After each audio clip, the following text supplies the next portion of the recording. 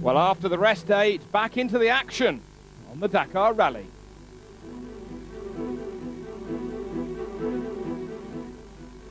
And South Africa's Alfie Cox was flying through the stage.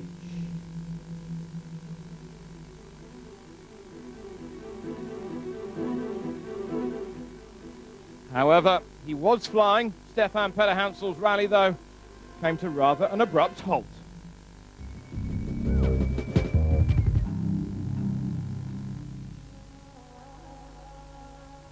Well, it may have been a rest day yesterday here in Attar, so let's look back for a couple of days ago on the stage from Zurat, further south into the depths of Mauritania, down to where we are now in Attar. He says here that I've lost all the gears in my gearbox, so I'm going to try and have to force it into gear.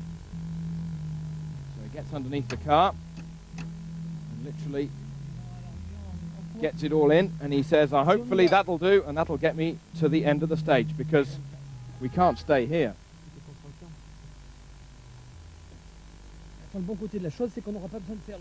Well, at least the one good thing about today is I won't have to clean the windscreen by the time I get back to the bivouac.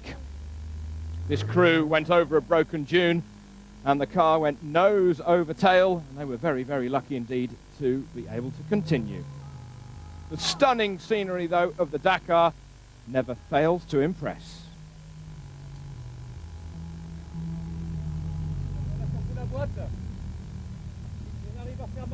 Now, we've got a problem here. We've lost all of our gears in the gearbox, and we are now running on only one-wheel drive through the differential, so we've got a tow from this truck, and once they get us out of the dunes, we will then be able to get to the bivouac.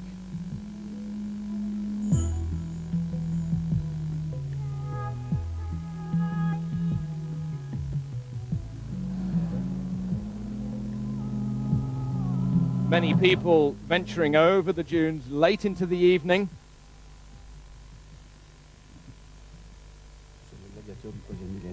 We are the gladiators, he says, of the third millennium. But maybe by the end of the contest, Julius Caesar gives us a thumbs down.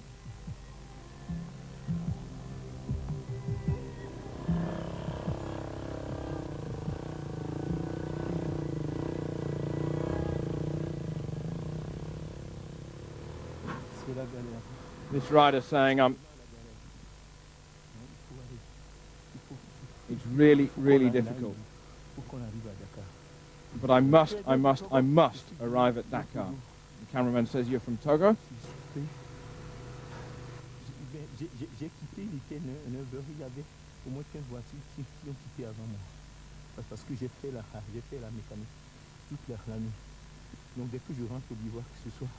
And once I get to the bivouac, I'm going to have to change the engine because the piston and the valves are touching each other, so I've still got a long day ahead of me. It certainly was a long day. The will of the human being certainly at times begins to even waver.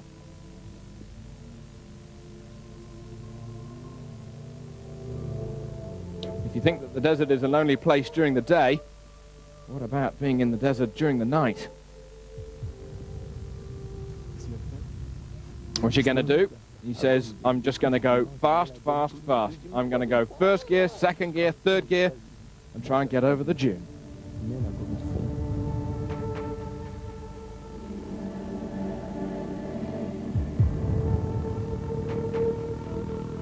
But once more, it was the dune that won.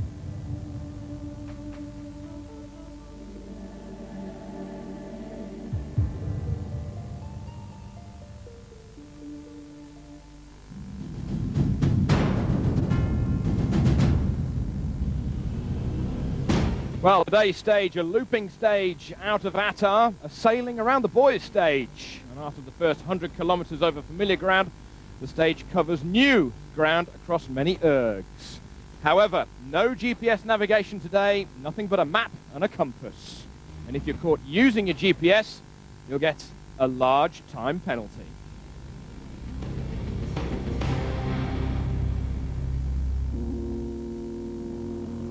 out on the stage with Luis Azevedo, the Brazilian rider, on his Honda. Continuing along, he says, the Paris-Dakar, it's just pure adrenaline. We go, let's keep going. It's Brazil in the Dakar. It's big Luis Azevedo in the Dakar. I just love it all.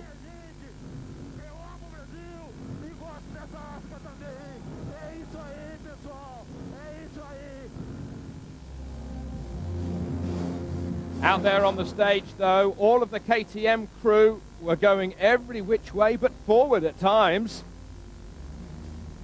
retracing their tracks, going round and round in circles, or even round and round the mulberry bush.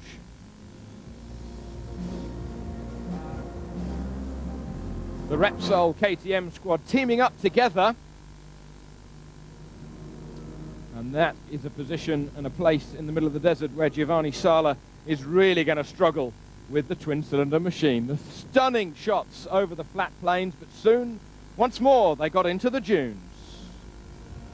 And with the KTMs filling the top 10 at the beginning of the day, they all teamed up, and once more, the V-twin got the better of Fabrizio Mioni, the overall leader of the 2002 Dakar.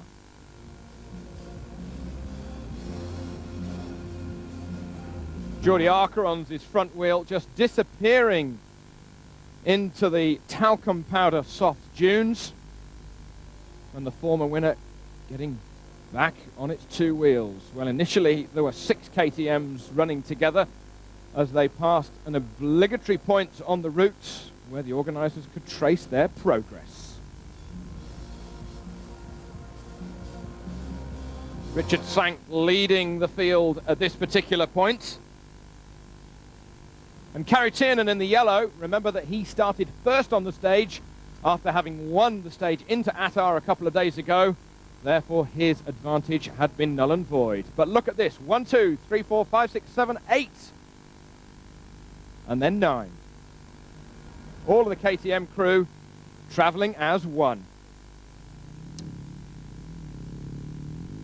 However, 10th on the stage today, finishing only 13 minutes back of the eventual winner, was Spaniard Vicente Escuda, riding on his KTM. He arrived at the finish with the officials soon to check the GPS system. Now, they do actually still carry the GPS system for a safety reason.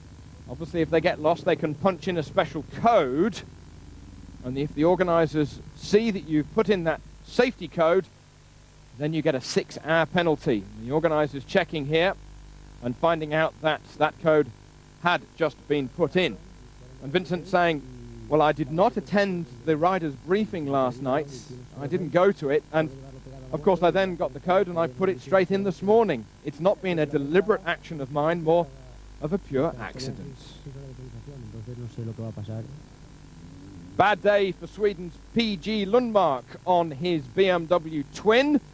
Not exactly a works bike, but works pieces that he has constructed. Unfortunately, just a few kilometres into the stage, the engine cried enough, and PG is out. Eric Bernard finished 12th on the stage today. The Frenchman, once more continuing on so well, he's easily inside the top 10.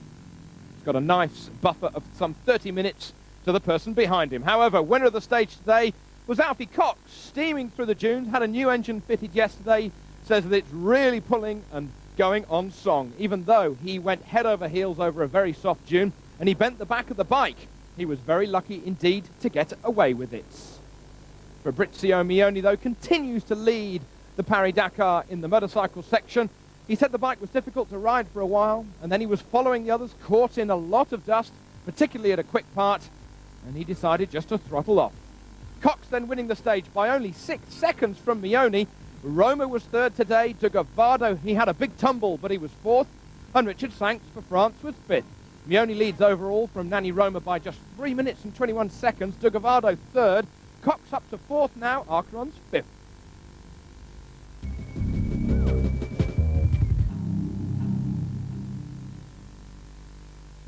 Yeah, it was a very good stage today. I mean, you know, I was in the best position to win the stage, and the nice thing about it, I've come back to 4th overall, and you know, for a birthday present to win the stage today was very good. And the nicest thing that I'm happy about is that you know, the factory riders win the KTM mini bike, and it's my son's 4th birthday next month, and I will give him a mini bike for his birthday, so I'm more happy about that. Una giornata oggi molto difficile. Only saying my bike was not easy to ride with a full tank of fuel at the start, in the big stones and in the soft sand as well. It was really very hard. In the first part, I was very tired because of the winding road, and then I just found it too hard to try and catch the others who were in front of me on the road.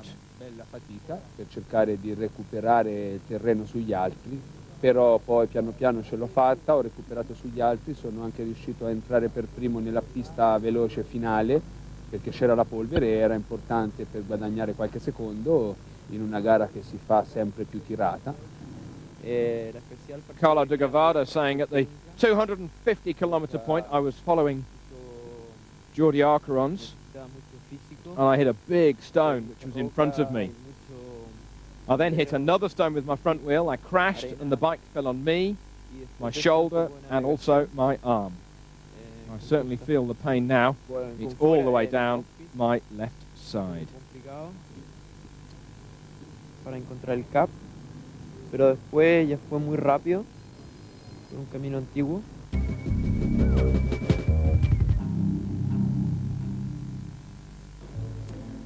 Well, it's been a bad day for PG Lundmark, but we've always seen PG with his rucksack.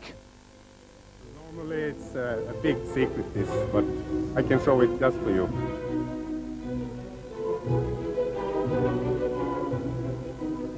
I have for night driving goggles with clear lens. In daytime you're driving with the gray lens, so that's the difference. And in night times, evenings, in the liaison and early mornings, I have warm for my hands. And then I have a CD player, blues music. You listen to music when you're riding? No, not when I'm riding.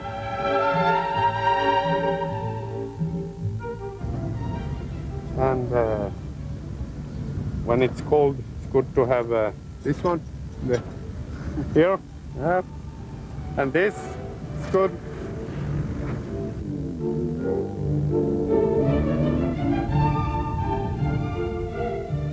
Telephone, good to have. And finally, a beer for Dakar. I'm going to drink it on the podium. Thank you very much. All right. Hey, yes, very are for PG Lundmark. We'll miss you till next year.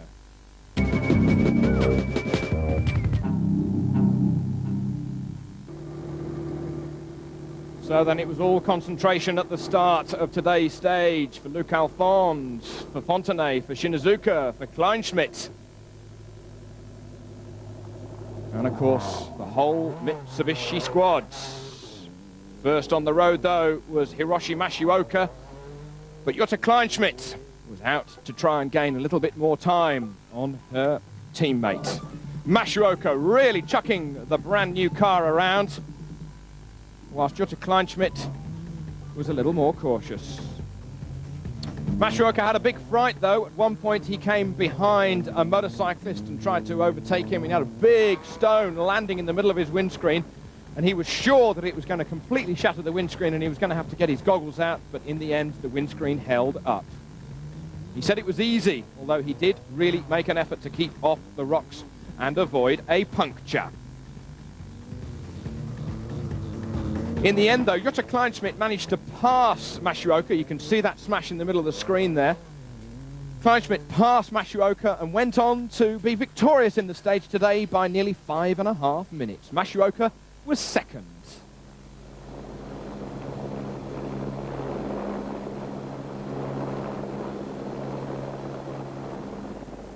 Not a good day for the 6-time former winner of the Dakar in the motorcycle section, Stefan Pederhansel. He said that the car was going so well until this happened. An oil pump completely broken, and yes, that oil still is very, very warm. Co-driver Jean-Paul Cotteret underneath the car. Stefan trying to get it started, but it was not to be. He says there is really only one solution left for us, and that's to wait for the competing assistance truck to arrive. We hope that it has an oil pump on board, but of course normally an oil pump never breaks. For the first 100 kilometers though, we were going well up behind the leading Mitsubishis. We were going well, and then it just stopped. Just don't have much left for overall. Shinazuka, he had a reasonably good day as well. They've discovered what the power steering problem was. It was the power steering pump from earlier. It was only pumping 8 litres a minute, not 10. On board with Thierry Delaverne leading the standard class. On board, he says, we're jumping a lot. Co-driver saying, be careful though. We've just got to anticipate everything. The bumps. But of course, when you jump, you have not got to go nose first. You've got to jump squarely. The problem, though, with our standard category is that with all of our specification being as good as standard, we can't change anything. If you break something, you're in real trouble. We see in front of us, though, at the moment, this incredibly impressive landscape. You even smell it through the air vents, through the windows, the air coming into the car. You really get impressed. Look at this canyon, it's just wonderful. Look at the view. It's totally sumptuous.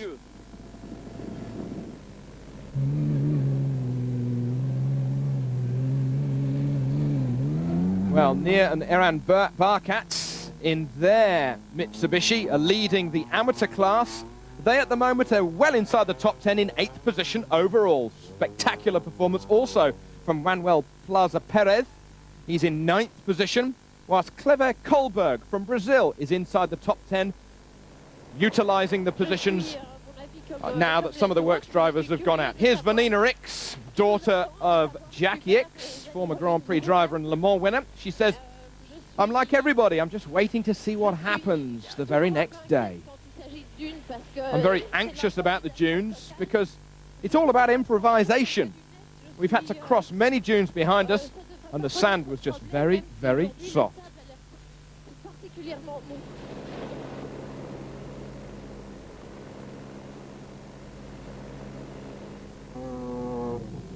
For many other of the competitors today, they were battling through the dunes, and I can tell you, it is just like talcum powder out there. It's nothing like the sand that you'd see anywhere else in the entire world. There are just millions and millions of grains of the stuff. People keeping the revs high, keeping the wheels spinning, but at times, as always, nature will win.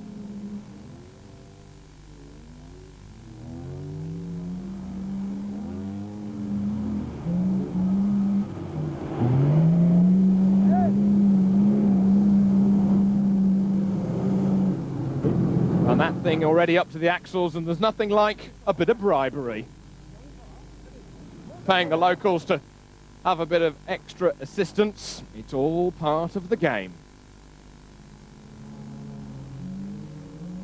One of the warmest days of the Dakar has been today, and the last thing you need is to get stuck.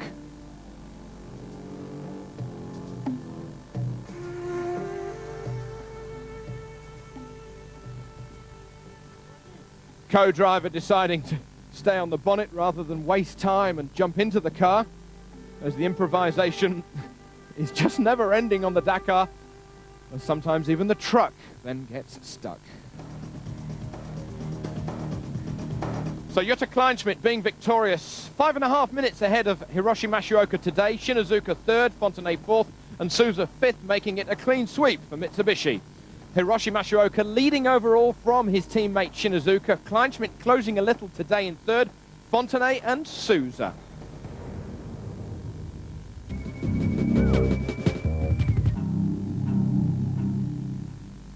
Jutta Kleinschmidt saying it was a good stage for us today. A stage without GPS navigation, but Andreas, he'd worked extra hard on the road but yesterday, and we haven't made any mistakes today. We were absolutely flat chat through the fastest bit of the stage, though. Den ganzen Nachmittag gearbeitet, weil das ja heute die erste Speziale ohne GPS war und hat super für uns funktioniert. So, I see behind computer behind me, but so I don't know who she is overtaken. Just arrived in front. I don't know. Deal with us on left side, so she take right side. So right side is fast. Jean-Pierre Fontenay saying it's not easy to do a stage like that without GPS, but of course it's easier when the first few tracks in the sand are of a good direction, and this was the case for us. However, we had a puncture at 30 Ks.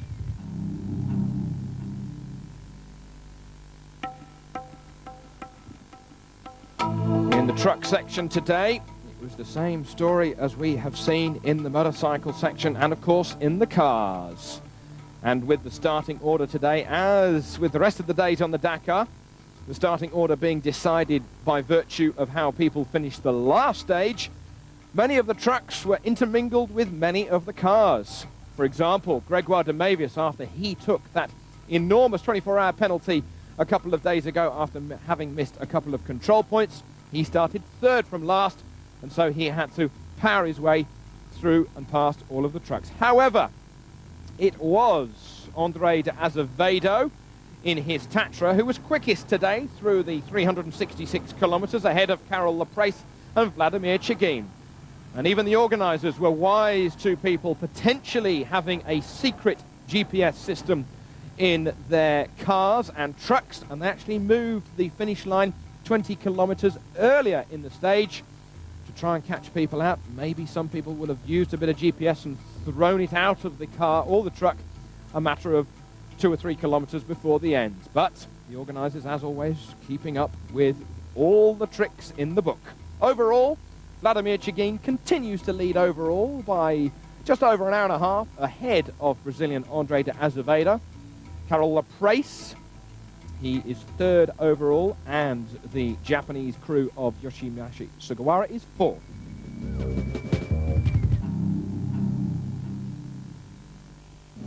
Johannes de Rooij, he arrived in Rally Raid and attempted one of the most bizarre things ever seen, a double-ended, double-cabbed truck. And then in 1988, he came with a 1,000 horsepower twin-engine machine, and it was overtaking the Peugeot 405 T16, a hybrid of the two-time world rally champion machine from 85 and 86, and he completely outblitzed it in a straight line. You've never seen anything like it in your life, and the 405 at the time, of course, the queen of the desert. Enormous power, some 1,000 horsepower coming from the machine, but he had the most monumental accident, and de Rooij was lucky to escape with his life.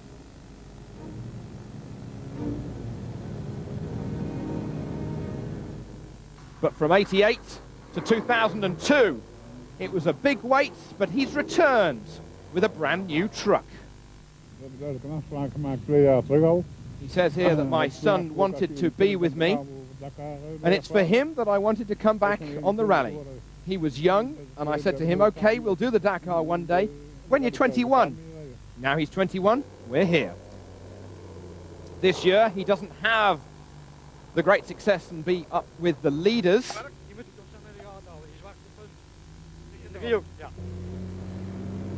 But with his son Gerardus being in the truck, Gerardus is getting all of the experience he needs. He says, I'm more of a mechanic than a co-driver. It's me who built the car, built the truck, right from the beginning all the way to the end of the project. It's my own job, and I know the truck inside out, completely back to front.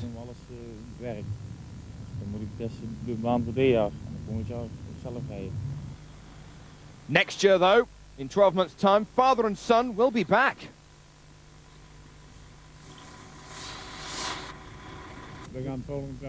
Next year, we'll be back with 2 trucks, one for him and one for me. It's not going to be a fight between us. He will go in his own truck and I will go in mine, and it'll be just a pleasure for the pair of us to arrive in Dakar.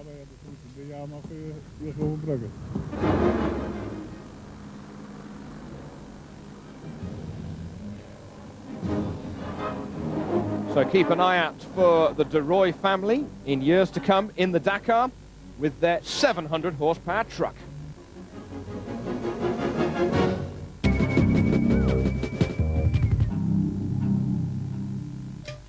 Tomorrow's going to be a biggie on the Dakar from Attar to Tajika. A small road section of some 33 kilometers, but then the biggest stage in Africa, 467 kilometers, right into the bivouac. It's going to be long, it's going to be hard, it's going to be hot, and it's going to be dusty. And it's also going to be some of the most spectacular scenery ever seen. We will, as always, be bringing you a program from the depths of Africa with the Dakar. Make sure you're going to be a part of it.